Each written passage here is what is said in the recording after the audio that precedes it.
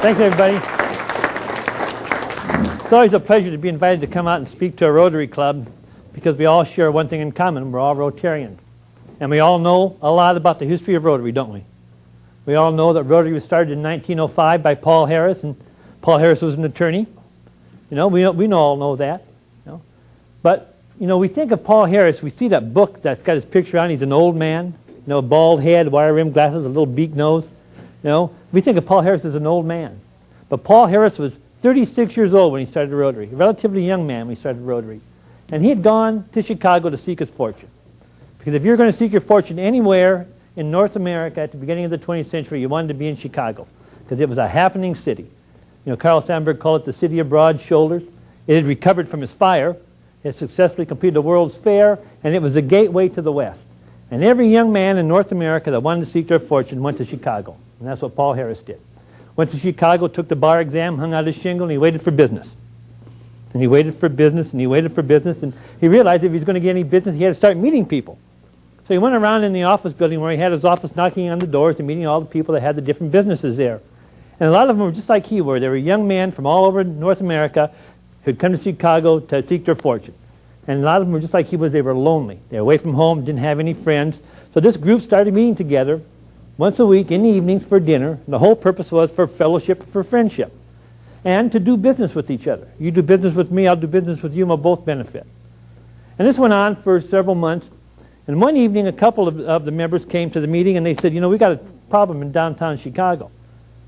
People come downtown to shop, but they can't stay very long because there are no public washrooms, no public restroom facilities in Chicago. Now, the men can go in and use the saloons, but the women have no place to use the bathroom, so they have to get back on the trolley and go back home. And so this group of people thought, well, maybe we ought to do something about it. So they got together and they built a public restroom in Chicago, right next to the Chicago City Hall. And that was the first service project that this group had done. And they learned something from that. So they learned that you can help other people, at the same time help yourself. And that's where the concept of service comes in. This organization was the first service club. Now, they were a group, but they had no name, so they thought they needed to have a name. If they were getting some recognition now in the greater Chicago area, they thought they had to have a name. Somebody said, well, let's call ourselves the Chicago Civic Club. And Paul Harris thought that was pretty pretentious. And somebody else said, well, let's call ourselves the Knife and Fork Club, since all we do is eat. That's what we do. But somebody said, let's call ourselves the Blues Boys, since they were all young men and they were all lonely. But the name that stuck was Rotary, because they would take turns hosting the meeting. They would rotate their meeting locations and the host for the meeting, and that's the term that stuck, Rotary. And Rotary is the first service club in North America. Now, since that time, there have been dozens of them, and we know what they are: Kiwanis, Kiwanis Lions, Optimus, Sertoma, all Truths, on and on, dozens of service clubs. But Rotary was the first service club in North America. And now we know that the first club started in Chicago. But Rotary, for all practical purposes, started on the west coast of North America. The second Rotary Club was in San Francisco, the third was in Oakland, the fourth was in Seattle, the eighth was in Tacoma, the 10th was in Portland, and Victoria and Vancouver were all among the first 100 Rotary clubs in the world. And the reason it started on the west coast had to do with the progressive movement. Now, I'm not going to bore you with what the progressive movement meant, but it was in force all up and down the west coast of North America.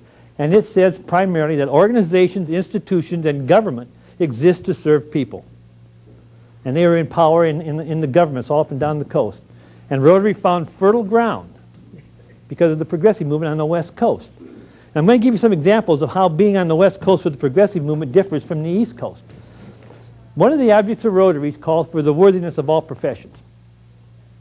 Well, this is a unique concept at the beginning of the 20th century, because on the east coast, you had the white-collar workers here, you had the blue-collar workers down here. They never socialized, they never met with each other. But this organization, called Rotary, said all occupations are worthy. If you labor, you have a worthy occupation. And then the objects of Rotary go on to say, and you use your vocation as an avenue of service. That's why Rotary has a classification system to this day. See, if we had a Rotary Club composed of all attorneys or all accountants, all bed and breakfast owners, we have a very narrow focus. But because we take a cross-section of the entire community, of the business community in our Rotary Club, we're able to get more things done. We have a broader perspective on things. We have more expertise, more knowledge, more skills, more abilities in our club because of that classification system. But the object of Rotary that caused Rotary to really take off and spread all around North America was the one that called for high moral standards in your business and your professional life.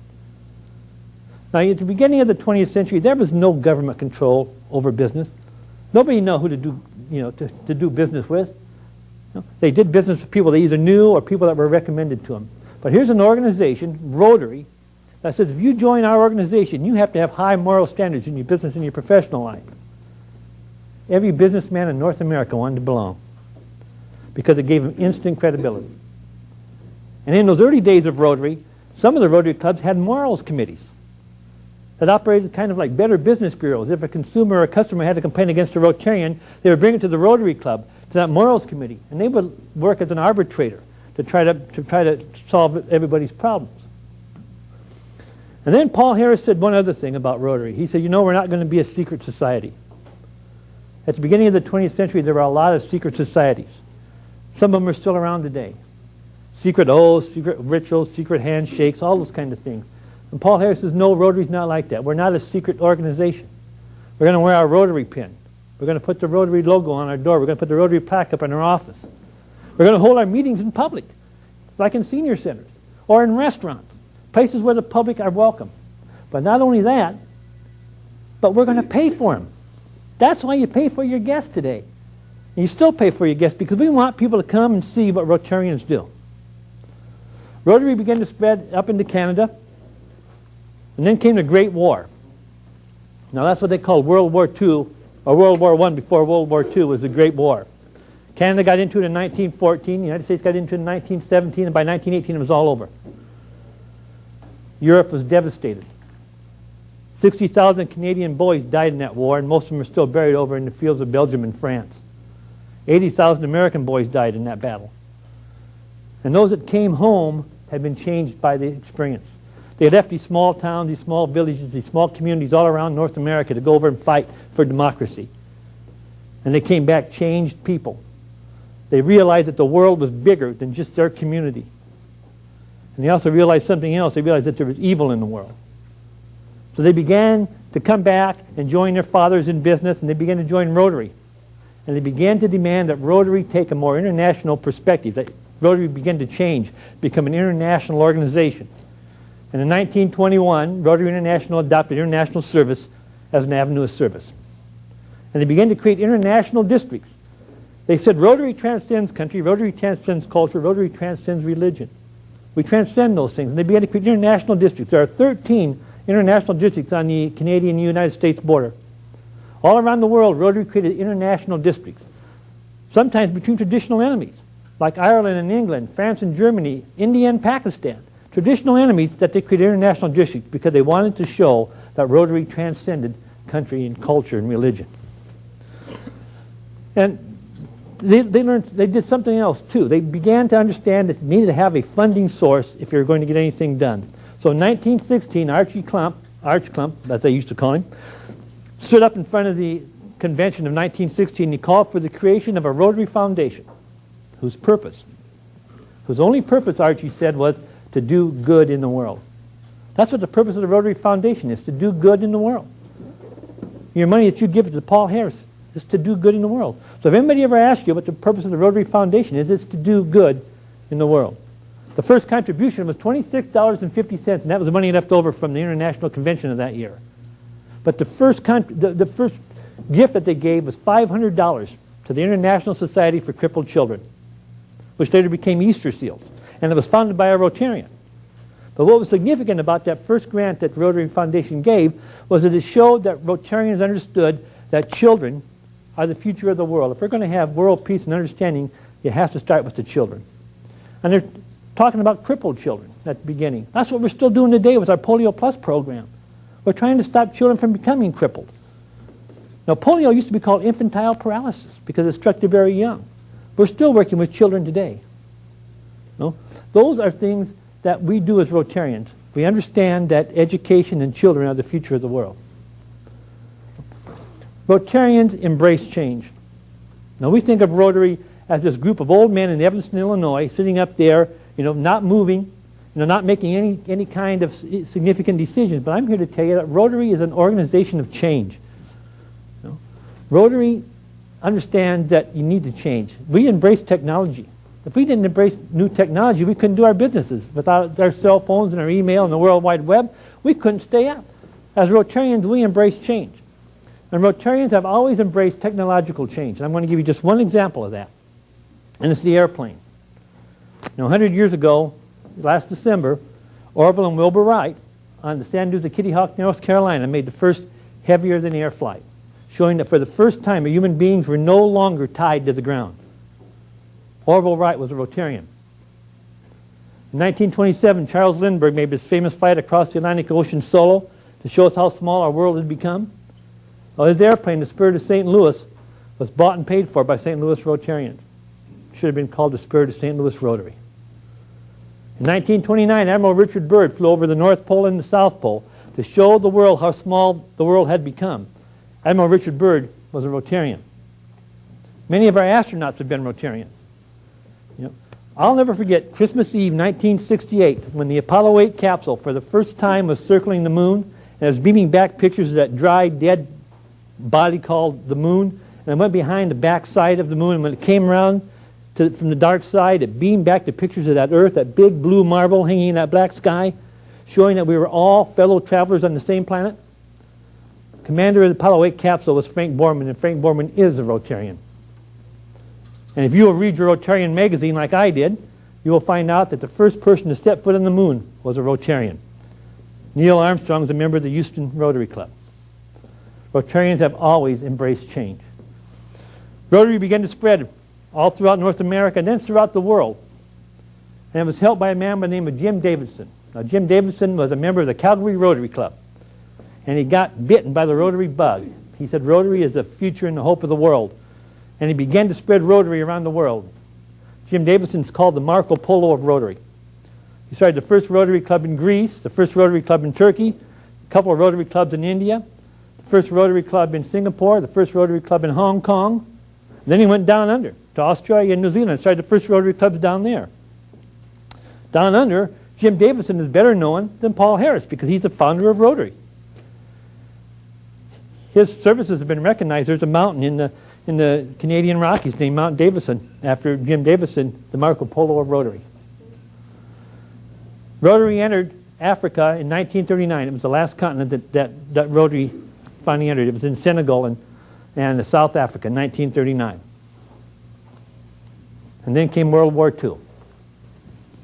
Rotarians were active and involved in helping people during World War II. I'm going to give you two examples of that. The first one was in Finland in 1939. Russia invaded Finland. The Finns took 18,000 of their children. They sent them across the other neutral border into Sweden to get them away from the war. And the Swedish Rotarians took these 18,000 kids into their homes and they took care of them for the duration of the war. That's what the Swedish Rotarians did during World War II. In 1943 in London, England, in the middle of the Blitz, Rotarians from 21 nations gathered together to begin to plan how they were going to rebuild the world after the war was over.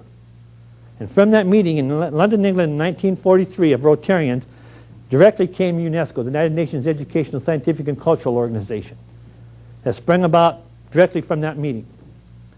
Rotarians have always been involved with the United Nations from the very beginning.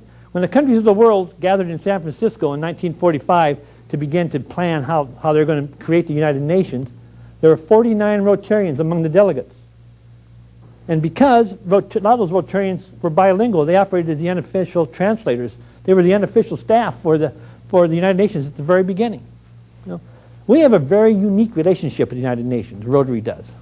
We're a non-governmental organization, an NGO. Because we transcend country, because we transcend religion, because we transcend culture, the United Nations can work directly with Rotary International without having to go through a country to do it. That's a unique designation. There are very few service clubs, and I'm not sure if there are any, that have that designation except Rotary. In 1947, Paul Harris died, and the Rotarians of the world wanted to do something to honor the founder of Rotary. So they created the Paul Harris Fellowship. You give $1,000 to the Rotary Foundation, you become a Paul Harris Fellow. The money poured in. Hundreds of thousands of dollars came in. One of the first things that the Rotary Foundation did with this money was create ambassadorial scholarships, educational opportunities for young people. An ambassadorial scholar, a Rotary ambassadorial scholar goes over to another country, spends a year immersing him or herself in the culture of that country, learning all about that country through the college, and then comes back and shares that information with people in their country. The Rotary Ambassadorial Scholarship Program is larger than the Rhodes Scholarship, and it's larger than the Fulbright Scholarship. In fact, it's larger than the Rhodes and the Fulbright Scholarship combined. The Rotary Ambassadorial Scholarship Program is the largest scholarship program in the world. And we don't tell people that enough. Then they created the Group Study Exchange, where a team of young people led by a Rotarian goes over to another country and they study their occupation in that country. They learn how their job works in the country that they're going to, and they spend 5 or 6 weeks learning all they can about their occupation. Then they come back and they share it with their people. Education, that's what Rotary gets involved with, education. And of course we have the student exchange program. At any one time, there are 7,000 to 10,000 students transferring back and forth between countries because of Rotary. They live for a year with the Rotarians in another country. It's the largest student exchange program in the world, and we don't tell people that enough. But you know, in the process of doing these educational programs around the world, Rotary came to a couple of realizations. And the first one was that in some of the third world countries, the educational level of the child is directly related to the educational level of the mother. If the mother is educated, chances are very good that the children will be educated. So Rotary began to put money into the education of women. And they also learned something else. They learned that you can't educate people if they're hungry, if they're homeless, if they're sick. So Rotary created the 3H program, the Health, Hunger, and Humanities program. The purpose was so we could get people to the point in their lives where education was something that they needed and desired. Because you need an educated populace if you're going to have world peace. You can't have ignorant people. People have to be educated to understand how world peace and understanding is important in their lives. That's what we do with our money, some of our foundation money. In 1979, the Rotarians of the Philippines decided they wanted to eradicate polio from their island nation, and they embarked on a multi-year effort to do this. It took them 4 years. By 1983, they had successfully eradicated polio from the Philippines. And the United Nations was looking over their shoulder the whole time. And they came to Rotary and they said, you know something? I think we got something going here. We'd like to eradicate polio from around the world. We want Rotary to help. And we said, sure, what do you want us to do? They said, well, to start with, you can help us find all the kids in the world. Think about that, trying to find every child in the world. It's a major project. We don't take on the small projects, folks. We're Rotarians. And we said, sure, we'll do that. And I said, oh, yeah, we also need your help in another way. And we said, sure, what's that? They said, well, we need to use your organization. And at that time, I think we had 1 million members in 152 countries of the world, something like that. And they said, we need to use your members, your organization, to get the serum out to where the children are. And they said, and while you're at it, maybe you can help us do it. And we said, sure, we can do that. And then they said, oh, we have one more thing we need you to do. And we said, what's that? They said, we want you to raise $200 million. $200 million? We hadn't raised $200 million in the entire history of Rotary. And they wanted us to raise $200 million for one program to fight polio. And you know what we said? Sure, we can do that. And you know what we did? We raised a lot more than $200 million. We raised more than $300 million, more than $400 million, more than $500 million. Word says right now that by the time this Polio Plus program is over, we will have raised $750 million, $750 million to eradicate polio from the world. And almost every penny of it is out of the pockets and the purses of Rotarians. That's what we do. But in the process of eradicating polio from around the world, Rotary had an epiphany. And I know what it is because I looked it up in the dictionary. And the epiphany says that's a life-altering or a life-changing event or activity. The first time it happened was in the Sudan. The Sudan is a country that had been at war for 2 decades. In fact, they're still at war. But this time they'd been in the civil war for 20 years. The Muslim North and the Christian South had been fighting for 20 years. The United Nations hadn't been able to get into the country to inoculate their children. And they came to Rotary and they said, can you do something? And we said, well, we'll try. So we went to both sides in the Sudan. And we got them, both sides, to agree to a 1-day ceasefire. And 10,000 volunteers, many of them Rotarians, went into the Sudan, and in 1 day they vaccinated 1 million children against polio. It happened again a couple years later. This time it was in the Congo. This time there were 4 factions fighting. Rotary went to these 4 factions and said, we need to get in here into the Congo to vaccinate the children against polio. All 4 factions, because Rotary asked them, because Rotary transcends country, culture, and religion, Rotary has this mystique. The 4 sides agreed to a 3-day ceasefire. And volunteers, thousands of them, many of them Rotarians, went into the Congo and vaccinated the children of the Congo against polio. Well, RI President Carlo Ravisa had the epiphany. He said, if Rotary can stop war for a day, if Rotary can stop war for 3 days, maybe we can stop war forever. That's our next goal as Rotarians, folks, world peace. We don't take on the small projects, we take on the big projects. Of course, people say, you can't have world peace. People have been killing each other since the caveman days. 50,000 years humans have been fighting and killing each other. You can't do it. It's impossible. It's a goal you'll never reach. Well, I say the problem doesn't come when you set a goal and you fail to reach it. The problem comes when you set a goal too low and you can't hit it. Because if you set a high goal, if you set a goal out there that's a dream, something that you want to accomplish, you can only get there if you make yourself better. If you have a low goal, anybody can do that. But if you have this high goal, you become a better person because you have to stretch yourself. You have to work. You have to force your organization, your club, the world to become a better place. We set those high goals because we know we can reach those high goals. All it takes is a desire to do it. Rotary has already begun to embark on the path to world peace. All around this world now, in almost every country in the world, they have war colleges. You send your generals and your soldiers to college to learn how to fight wars. Well, Rotary has peace colleges. That's what I call them. Rotary International calls them International Centers for the Study of Peace and Conflict Resolution. I just call them peace colleges. In 7 universities around the world. In Brisbane, Australia, Buenos Aires, Argentina, London, Paris, Tokyo, and 2 in the United States, one at the University of North Carolina at Durham and one at the University of California at Berkeley. 7 peace colleges where students come to study how to peacefully resolve conflicts. And it costs money to send these students to that. It costs $50,000 a student.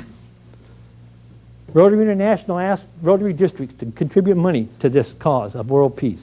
And I'm proud to say that our district, District 5020, under past District Governor Bob Lovely, contributed $50,000 to that effort. We are known as a pioneer in peace, a peace district. The first 70 students have already graduated from these centers for international study of peace and conflict resolution, these peace colleges. The first 70 are out there. They're going to go on to become our international business people, our college professors, our ambassadors, our media people. They're going to go on out there, and they're going to have already been trained in how to peacefully resolve conflicts. The second group is currently being educated. 70 of them around the world. Half of them are from third world countries that are currently, some of them in conflict. And 2/3 of them are women. And we're going to have these 70 graduating here pretty soon. And then another 70, and in 10 years, 700. And, who knows? By the time Rotary Bicentennial rolls around in 2105, we could have 1 million people trained and educated in how to peacefully resolve conflict. Because Rotary is funding peace colleges. You ought to be proud of that.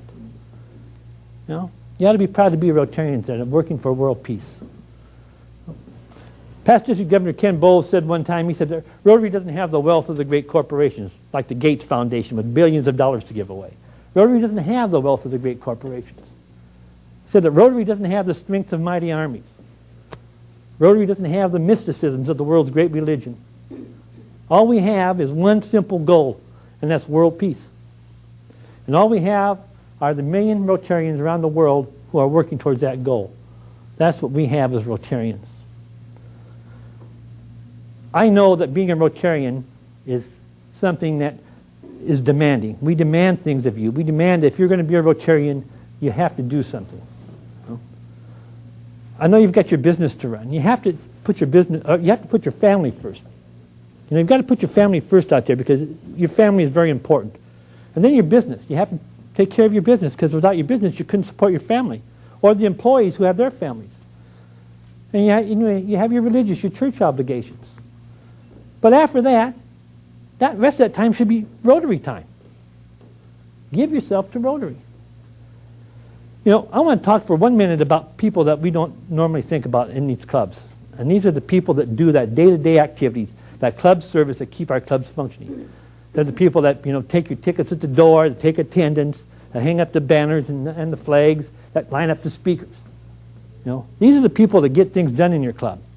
And Paul Harris said, you know, we need members in Rotary, he said, with microscopic vision, who will tear apart the atom, explore the electrons and the neutrons and the protons. But he also said we need members in Rotary with telescopic vision, who will explore the stars. We need doers in Rotary and we need the dreamers in Rotary. But what's more important, we need you in Rotary. You know, we've gotten where we are today as the most respected service club in the world because we stood on the shoulders of those people who came before us. And you know, Paul Harris and Jim Davidson, Arch Klump, all those people came before us, and we stood in their shoulders. And somebody asked Arch Klump once, he said, you know, what's Rotary going to be like in the future? And Archie said, I can't tell you what Rotary's going to be like in the future. He said, I can't even tell you what Rotary's going to be like tomorrow. He said, but I can tell you this, what Rotary's like tomorrow depends directly on what we do today. So the future of Rotary is in our hands as Rotarians. You know, 100 years from now, at the bicentennial in 2105 of Rotary International, I have this dream, I have this vision, that those Rotarians are going to look back at us, and they're going to see that because of us, we have a world free of disease and a world at peace. That's our goal, that's our charge as Rotarians. So I want you to think about your role, your place in Rotary. I want you to think about why you're in Rotary, why you stay in Rotary, and what you can do to help this organization. And whether you're a doer or whether you're a dreamer, whether you've got your feet on the ground or whether you're reaching for the stars, we need you in Rotary. Thank you very much for your time and your attention. I appreciate it. Thank you. Thank you. Thank you.